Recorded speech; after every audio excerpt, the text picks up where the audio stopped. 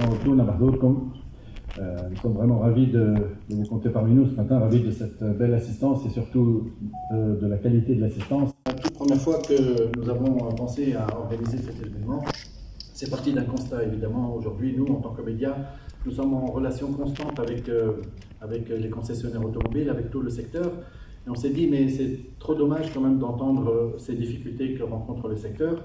Et dès que nous avons abordé et contacté l'association professionnelle tunisienne des banques et des établissements financiers, eh bien, notre partenaire sur cet événement, ils ont tout de suite accepté et je tenais à remercier en particulier Sidar Mitaram.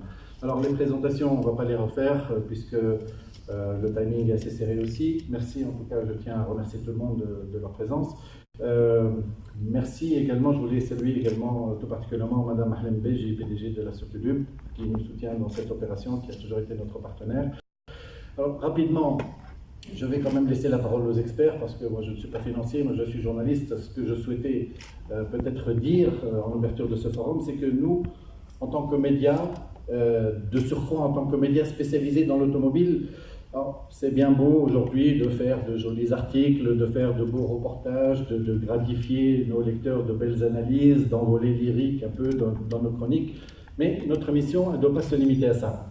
Alors nous, chez Sayat, on estime que nous devons également provoquer le débat sur des sujets qui préoccupent tout le monde, réfléchir, rassembler les concernés pour un brainstorming, c'est ce qu'on vous propose d'ailleurs ce matin, et puis à l'arrivée ressortir avec des idées, avec des recommandations, avec des propositions à soumettre aux concernés, et d'où donc le choix du sujet de cette rencontre. Alors tout cela, pourquoi? C'est pour contribuer aussi à notre manière, modestement, à faire avancer les choses, à faire améliorer les choses, finalement pour le bien de ce secteur qui nous est cher, qui est l'automobile, avec tout ce qui s'y raccroche bien sûr, et par ricochet sur le secteur économique de notre pays.